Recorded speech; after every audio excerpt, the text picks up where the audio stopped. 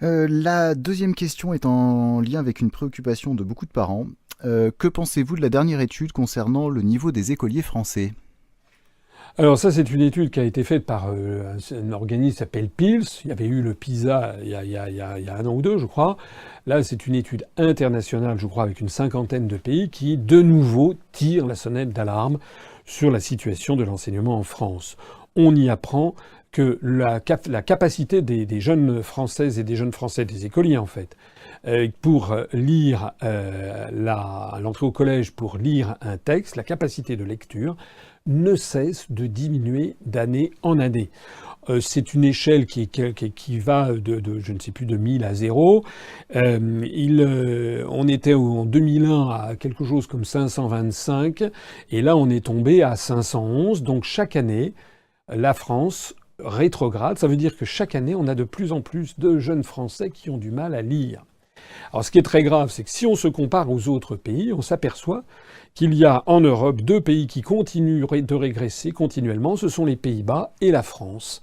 Et puis que dans le monde, il y a des pays qui se portent très bien en matière justement de capacité de lecture.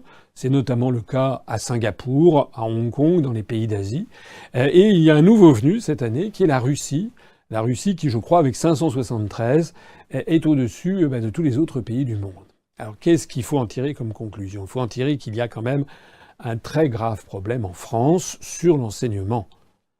Moi, je me rappelle, je ne suis pas le seul, que mes grands-parents, j'avais un grand-père et une grand-mère qui étaient des enfants de paysans, il y en a un qui avait le certificat d'études.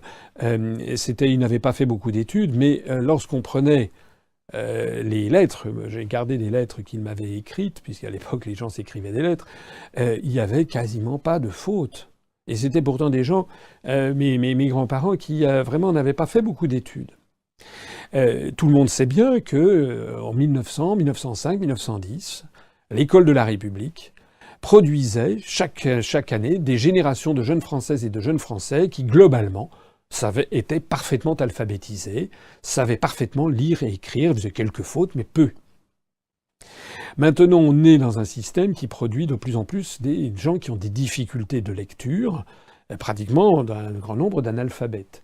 Je rappelle que dès le programme que j'avais présenté pour l'élection présidentielle de 2012, où je n'ai pas pu me présenter, dès le programme de 2011, et je l'ai repris en 2017, il y avait un programme, un plan lecture pour tous, où je déclarais les questions de lecture une priorité nationale.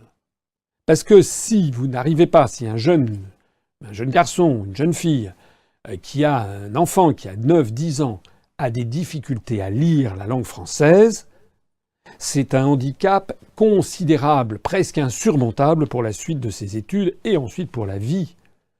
Donc la priorité numéro 1 de la République, c'est d'avoir un enseignement, une éducation républicaine qui amène l'ensemble des jeunes générations à savoir lire, écrire, compter, connaître l'histoire de France, connaître la géographie. Voilà. Alors, pourquoi cette situation ? Il faut dire les choses telles qu'elles sont. Il y en a assez de se cacher derrière son petit doigt. Il y a eu du pédagogisme, des expériences pédagogiques qui ont été faites en France depuis des années, que pendant des années il a été interdit de remettre en cause et qui produisent, on juge un arbre à ses fruits. L'école de la République, dans les années 50-60 du XXe siècle, produisait des gens qui étaient alphabétisés à 97 ou 98%. Maintenant, on a des problèmes de lecture qui s'aggravent continuellement. Je note d'ailleurs que le ministre de l'Éducation, M. Le Blanquer, et là pour le coup je le félicite, parce que moi je ne suis pas critique systématique, lorsqu'un ministre fait quelque chose de bien, je le dis, M. Le Blanquer a décidé qu'il fallait désormais en revenir au système d'une dictée tous les jours. Mais moi quand j'étais à l'école, dans les années 60, on avait une dictée tous les jours. Il a dit également qu'il fallait apprendre des textes par cœur, qu'il fallait donc apprendre l'orthographe, la grammaire, et faire des dictées. Moi, je pense que c'est quelque chose d'important. Il faut, malheureusement, c'est comme ça, l'enseignement, ça n'est pas uniquement de la création spontanée. C'est vrai que peut-être l'enseignement d'il y a un siècle était peut-être un tout petit peu trop déterminé, peut-être faciliter un petit peu trop le rabâchage au détriment d'une certaine forme d'inventivité. Et je suis tout à fait d'accord sur le fait qu'il faut également favoriser l'inventivité, la créativité des jeunes. Mais il faut aussi que les enfants apprennent des règles et qu'ils apprennent à lire, écrire, compter, c'est fondamental. Bravo au ministre de l'Éducation nationale, si tant est qu'il le met en œuvre, et si tant est effectivement qu'il n'ait pas d'obstacle, pour réintroduire notamment la dictée quotidienne à l'école avec les enfants. Alors, il faut dire aussi autre chose, c'est que les enseignants se trouvent parfois dans des situations très difficiles.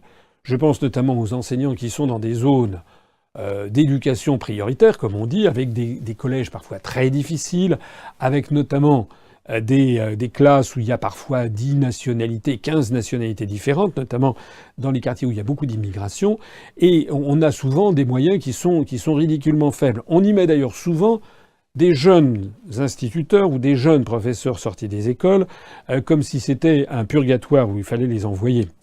J'ai dit, et je le répète, je l'avais dit d'ailleurs dans mon programme, que dans les quartiers difficiles, avec les jeunes qui sont originaires de milieux sociaux défavorisés, parfois avec des parents qui sont analphabètes dans leur langue d'origine, qui n'est pas forcément la langue française, eh bien je dis que dans ces collèges-là en particulier, il faudrait mettre le paquet. Mettre le paquet, ça veut dire quoi? Ça veut dire y attirer des enseignants qui ont justement de l'expérience, qui ont 5 ans, 10 ans, 15 ans d'expérience. On n'en voit pas dans des zones difficiles des gens qui viennent de sortir des écoles. Ça veut dire évidemment que le personnel enseignant qui aurait de l'expérience bénéficie de primes de difficulté très significatives. Ah oui, hein, on n'a rien sans rien.